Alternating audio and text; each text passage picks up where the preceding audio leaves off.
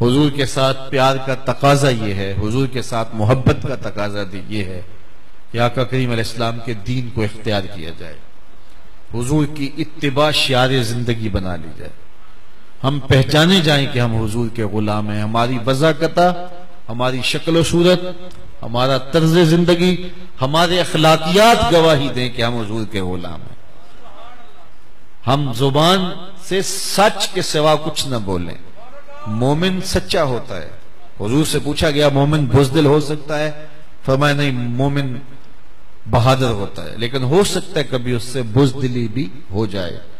پوچھا گیا مومن کنجوس ہو سکتا ہے؟ کہا نہیں، سخی ہوتا ہے، لیکن ہو سکتا ہے کبھی اس سے بخل بھی ہو جائے، بشری تقاضے ہیں۔ تیسری بات میرے حضور سے پوچھی گئی، کیا مومن جھوٹا ہو سکتا ہے؟ فرمایا جھوٹا نہیں ہوتا، یہ پکی بات ہے، وہ سچ بولنے والا ہوتا ہے۔ میں اور آپ اپنی زندگی کا جائزہ لیں، ہم حضور کا نام لیتے ہیں، کیا ہم سچ کو گلے سے لگائے ہوئے ہیں یا قدم قدم پہ جھوٹ بولتے ہیں؟ جھوٹ بولنے سے سودا تو بک جائے گا لیکن برکت نہیں ہو۔ اس لیے ہمیں اپنی زندگی کے اندر سچ کو شامل کرنا ہوگا۔ وعدہ کرتے ہیں تو پہچانے جائے کہ ہم مسلمان ہیں، کیونکہ وعدہ نہیں توڑتے۔ میرے حضور نے اتنے کہا تھا نا کہ تمہارے آنے تک میں یہاں کھڑا ہوں، اور وہ شخص جا کے بھول گیا، اور حضور 3 دن تک وہیں کھڑے رہے، قضاء حاجت کے لیے اور نمازوں کے لیے، وضو کے لیے وہاں سے جاتے اور پھر وہیں آ کے کھڑے ہو جاتے۔ 1 گھنٹہ نہیں، 1 دن نہیں، 3 دن تک سرکار دو عالم صلی اللہ علیہ وسلم اسی جگہ پہ کھڑے رہے کہ اس شخص سے وعدہ کیا ہے کہ تیرے آنے تک یہاں کھڑا ہوں۔ 3 دن کے بعد اس کا ویسے گزر ہوا، وہ بھول گیا تھا جا کے، تو اس نے دیکھا تو حضور کھڑے ہیں، اس کو یاد آیا کہ یہ تو میرے سے وعدہ کیے ہوئے ہیں۔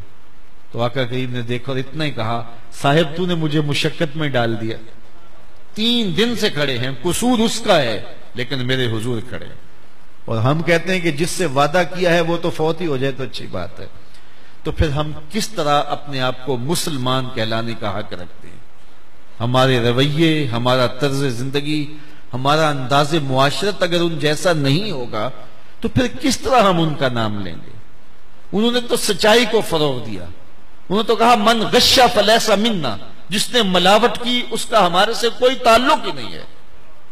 اور ہم دودھ میں بھی ملاوٹ کریں، گھی میں بھی ملاوٹ کریں، دوائیوں میں ملاوٹ کریں اور کہیں کہ ہمارے سے بڑا عاشق رسول کوئی نہیں ہے، تو میاں کیا یہ محض خالی خولی دعویٰ نہیں رہ جاتا؟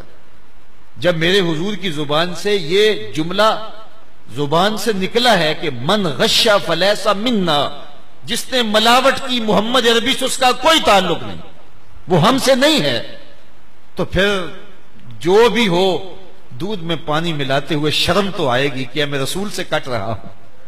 میرے حضور نے فرمایا تھا اس کا ہمارے ساتھ کوئی تعلق نہیں۔ مجھے دوائی میں ملاوٹ کرتے ہوئے شرم آئے گی کہ رسول کریم نے فرمایا تھا جس نے ملاوٹ کی اس کا میرے سے کوئی تعلق نہیں ہے، تو میں ملاوٹ کر کے حضور سے کٹ رہا ہوں۔ میں نے کسی اور چیز میں ملاوٹ کی تو مجھے شرم آئے گی، میں نے دین میں ملاوٹ کی تو مجھے شرم آئے گی کہ اس سے تو میں دین سے کٹ رہا ہوں، میں نے اللہ کے رسول سے کٹ رہا ہوں۔ تو ہم نے حضور سے اگر محبت کی ہے تو پھر آقا کریم علیہ الصلوۃ والسلام کی اداؤں کو اپنانا ہوگا۔ صحابہ کی زندگیاں دیکھیں، انہوں نے تو ان چیزوں کو بھی اختیار کیا جس میں حضور علیہ السلام کا حکم نہیں تھا لیکن پسند کا خیال کیا۔ حضرت انس بن مالک رضی اللہ تعالیٰ عنہ کو کسی نے دیکھا کہ وہ کدو کے ٹکڑے نکال کے شوربے سے لے رہے ہیں، تو کسی نے کہا انس یہ کیا کرتے ہو؟ کہا مجھے نہیں پتا، ایک دن میں نے حضور کو یوں کرتے دیکھا تھا۔ حالانکہ انسان کسی کے اپنی طبع تو نہیں بدلتا، لیکن صحابہ نے طبع بھی بدل دی۔